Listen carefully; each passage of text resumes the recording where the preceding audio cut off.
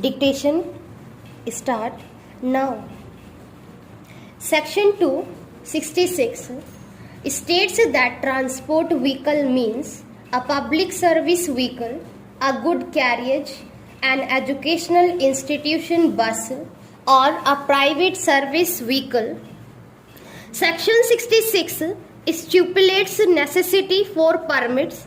Subsection 1 thereof provides that no owner of a motor vehicle shall use or permit the use of the vehicle as a transport vehicle in any public place, whether or not such vehicle is actually carrying only passengers or goods, save in accordance with the conditions of a permit granted or country's sign by a regional or state transport authority or any prescribed authority. Various provisions has been appended to the main provision stipulating conditions for use of the vehicle and purpose of carriage of goods vehicle. Subsection 2 states that the holder of a goods carriage permit may use the vehicle for the drawing of any trailer or semi-trailer not owned by him, subject to such conditions as may be prescribed. It is necessary to mention here that a proviso has been added by Act 54/1994 with effect from 14 November 1994, allowing the holder of a permit of any articulated vehicle to use the prime mover of that articulated vehicle for any other semi-trailer. Section 2 defines articulated vehicle to mean a motor vehicle to which a semi-trailer is attached. In the case at hand, the findings would show that the appellant number 2 did not have a permit for the vehicle. There is no dispute that the vehicle initially had a temporary registration and eventually the permanent registration.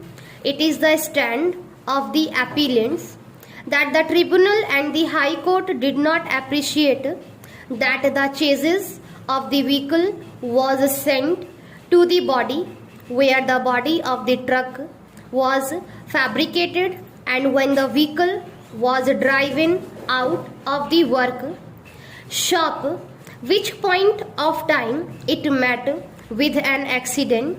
A contention has been made that the insurance policy was in force at the relevant time and hence the insurer is legally obliged to indemnify the insured. A distinction has to be made between a route permit and permit in the context of Section 149 of the Act.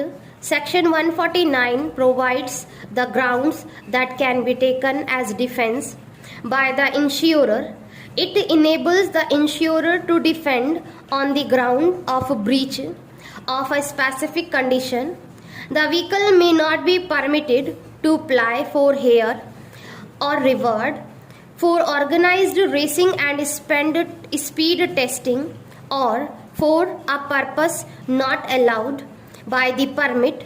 Under the vehicle is used where the vehicle is a transport vehicle or without sidecar being attached where the vehicle is a motorcycle.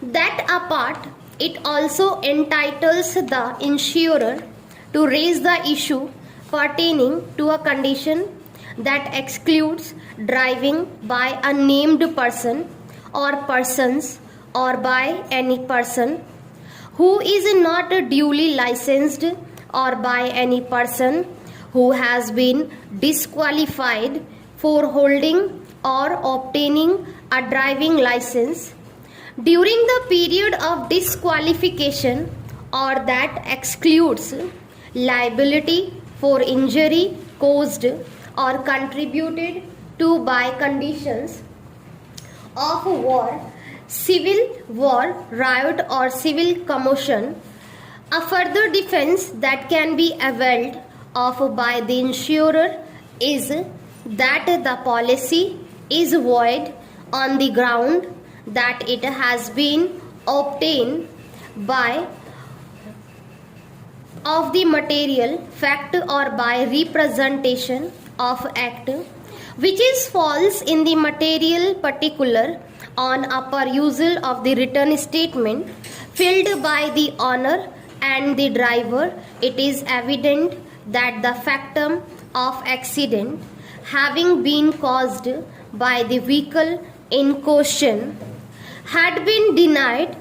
That apart, there is also a denial of liability that relates to the manner in which the accident had occurred as alleged.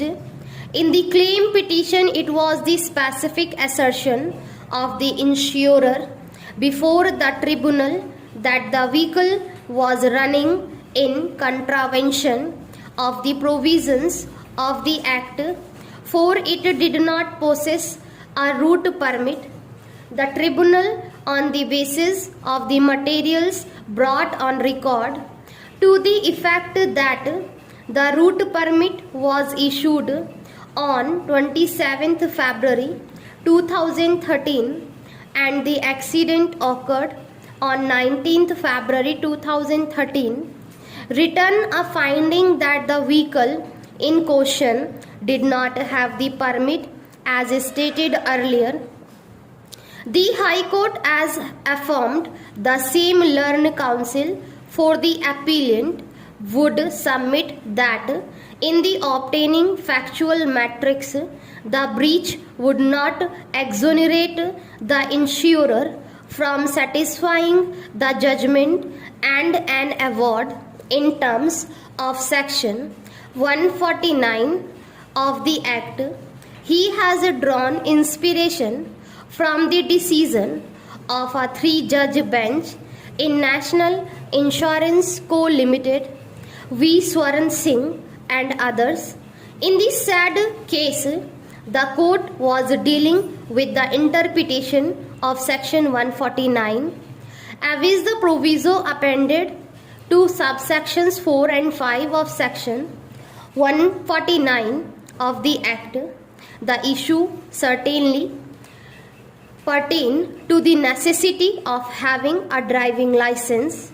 After adverting to various provisions, the court also delved into the fundamental concept of third party right.